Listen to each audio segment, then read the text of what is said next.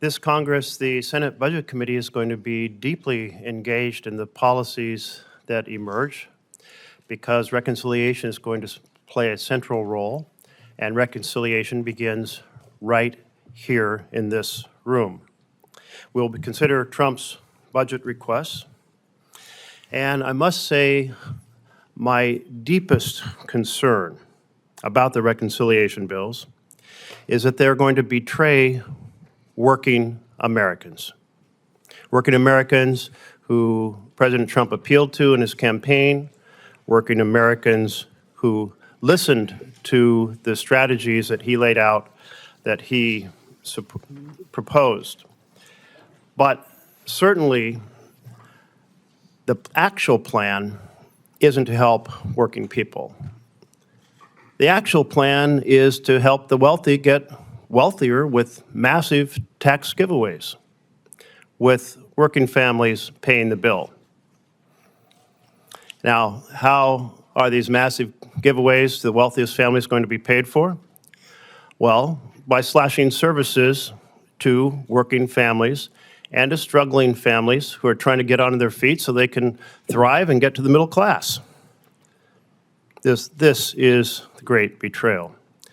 And today we'll consider President-elect's nomination of Russell Vought to lead the Office of Management and the Budget, which is really the place where this campaign is coordinated.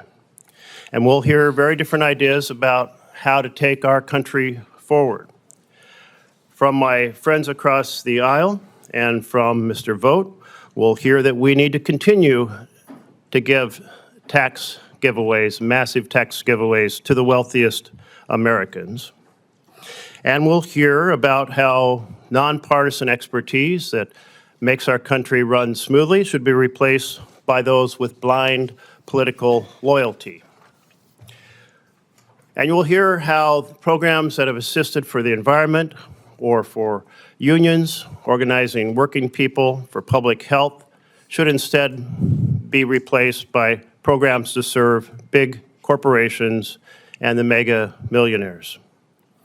Our side of the aisle has a different vision, that we stand up for working families, that the wealthy need to pay their fair share of our taxes, that the government should serve everyone, not just the privileged and the powerful. From my side of the aisle, you'll hear about how we need to expand Medicare's ability to negotiate the price of 15 expensive drugs. Those drugs were laid out by President Biden according to the law as he left. I'll submit this for the record, Mr. Chairman. Absolutely. And those drugs include, for example, the weight loss drugs that currently serve 2.3 million people.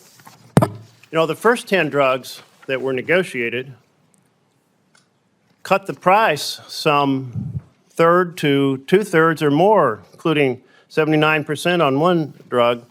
And Americans are simply outraged that we spend more on R&D to develop these drugs than any other nation, that is our taxpayer dollars, and then we get the highest price among the developing countries instead of the best, which we deserve.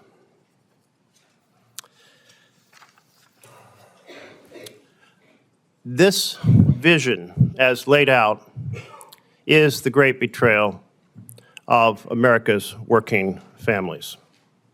And we'll continue to debate that, I'm sure, in the course of the hearings that are ahead. And I have no doubt, Mr. Vought, that you have the intellectual expertise and the experience. You were OMB director before. You know all the ins and outs. It's really a question of whether we're going to accomplish something that provides a foundation for American families to thrive, or simply to increase the wealth disparities that make this a government buying for the powerful instead of buying for the people. The Washington Post reported that officials said the result of your last tenure underscored the tensions that come with having a deeply ideological operative thrust into a position with complicated, often nonpartisan challenges. And this turned out to be spot on. You were responsible for the fiscal year 2021 budget issued by the Trump administration, And it had close to $1 trillion cuts to health care for struggling Americans. It had $300 billion in cuts to social safety programs, things like nutrition assistance and earned income tax credit and the child tax credit. $170 billion cut by increasing the cost of college loans for those who are aspiring. You know, I'm the first in my family to go to college. I think college should be affordable to everyone, not making it more expensive so only rich families can afford to go have their kids go to college. So we certainly profoundly disagree. You zeroed out programs like the community development block grants, which are used for housing all around this country. Meanwhile, you proposed over $1 trillion in tax giveaways, with over 2/3 going to the top 10%. That is very, very troubling. And, Mr. Vought, you were at the center of the strategy of impounding funds.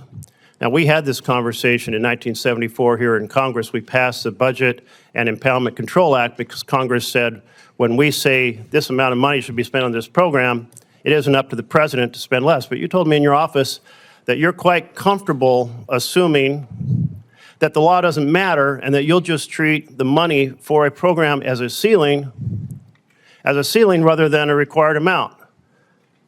Well, the courts have found otherwise, but the fact that you're willing to say this is exactly what you plan to do again should trouble every single member of the Senate. And when you were at the center of the impoundment of the funds for Ukraine that resulted in the impeachment of President Trump and his former service, you blamed a staff subordinate. That troubles me too. That's something you were so involved in. When it goes awry, you say, oh, it wasn't me. I gave that responsibility to somebody else who works for me. That is not leadership. And certainly your views are deeply held. You continued to advocate for them in your think tank, the Center for Renewing America. So we saw that. There's other things that trouble many of us.